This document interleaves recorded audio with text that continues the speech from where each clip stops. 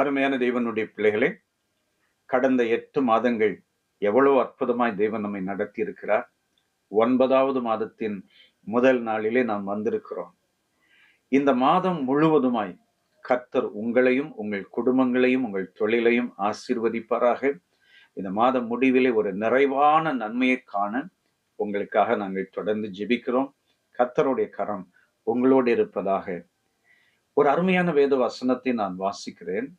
ஏசாயா 46ஆம் அதிகாரம் 4வது வசனத்தின் பின்பகுதியிலே வாசிக்கிறோம். இனிமேலும் நான் ஏந்துவேன், நான் சுமப்பேன், தப்புவிப்பேன். அல்லேலூயா. இந்த வசனத்தின்படி கர்த்தர் இந்த மாதத்திலே உங்கள் வாழ்க்கையோடு, உங்கள் தொழிலோடு, உங்கள் படிப்போடு, ஊழியங்களோடு இருந்து மிகப்பெரிய அற்புதம் செய்வாராக. பாருங்கள், கடந்த காலங்களிலே தேவன் நமக்கு எவ்வளவு பெரிய அற்புதம் செய்திருக்கிறார். ஏந்தி சுமந்து தாங்கி தப்பு வைத்து வந்திருக்கிறார். அவர் சொல்வதை பாருங்கள். ஏசாயா 46:3 சொல்லுகிறார், தாயின் வயிற்றில் தோன்றினது முதல் உங்களை ஏந்தி, தாயின் கர்ப்பத்தில் உற்பத்தியானது முதல் உங்களை தாங்கினேன். உங்கள் முதிர் வயது வரைக்கும் நான் அப்படி செய்து வந்தேன். இனி மட்டும் உங்களை தாங்குவேன். நான் அப்படி செய்து வந்தேன். இனிமேலும் நான் ஏந்துவேன், சுமப்பேன், தப்புவிப்பேன். அல்லேலூயா. நான் உங்களுக்கு செய்து வந்தேன், இனிமேலும் செய்வேன். அல்லேலூயா. பாருங்கள், இந்த வசனத்தை வாசிக்கும் போது தேவனுடைய கரிசனை உள்ள உள்ளத்தை நாம் பார்க்க முடிகிறது.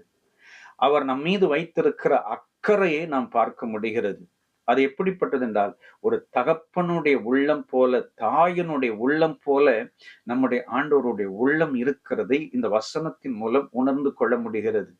இந்த மாதத்திலே நீங்கள் கடந்து போகக்கூடிய எல்லா சூழ்நிலைகளிலும் உங்களை தாங்குவார். உங்கள் வாழ்க்கையின் கடினமான பாதைகளிலே உங்களை ஏந்துவார். உங்கள் சூழ்நிலைகளிலே பல எதிர்ப்புகள், போராட்டங்கள் வரும்போது உங்களை தப்புவிப்பார். நான் விசுவாசத்தோடு சொல்கிறேன், ஆண்டவர் அக்கறை உள்ளவர். ஒவ்வொருத்தர் மேலும் அக்கறை உள்ளவர். அவர் உங்களை கைவிட மாட்டார். அவர் உங்களை விட்டு விலகவும் மாட்டார். நிச்சயமாய் இந்த மாதத்திலே நீங்கள் ஒரு பெரிய அற்புதத்தை காணும்படிக்கு தேவன் கிரியை செய்ய போகிறார். அவர் செய்த அற்புதங்களை ஒவ்வொரு பரிசுத்தவானுடைய வாழ்க்கையிலும் நாம் பார்க்கும்போது, குறிப்பா நாம் அடிக்கடி தியானிக்கிற தாவீதனுடைய வாழ்க்கையிலே பார்க்கும்போது, ஆண்டவர் அந்த தாவீதை தாயின் கர்ப்பத்தில் உற்பத்தியானது முதல் ஏந்தி சுமந்து தாங்கி இருக்கிறார். தாவீது சொல்லும்போது பாருங்கள், 139ஆம் சங்கீதத்திலே, என் கருவை உம்முடைய கண்கள் அல்லவோ கண்டது, அவைகளில் ஒன்றாகிலும் உருவேற்படுவதற்கு முன்னமே அவைகள் எல்லாம் உம்முடைய புஸ்தகத்தில் எழுதியிருக்கிறது.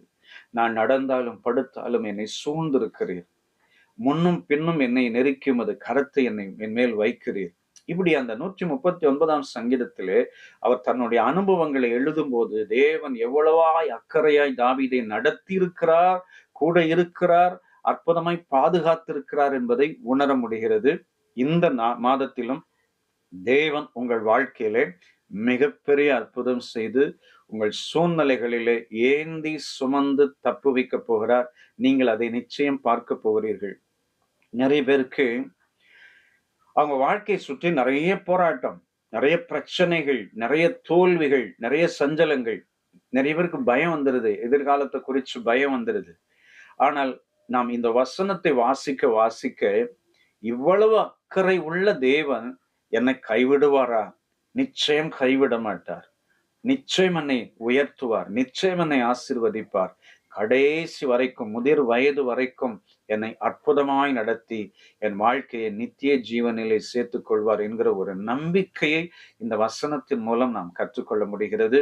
அருமையான சகோதரா, சகோதரி, இந்த செப்டம்பர் மாதத்திலே தேவன் இந்த வசனத்தின்படி உங்களை ஏந்தி தாங்கி தப்புவித்து அற்புதமாய் நடத்தி இந்த மாதம் முழுவதும் உங்களை பாதுகாப்பாராக. உங்களுக்காக நான் ஜெபிக்கிறேன்.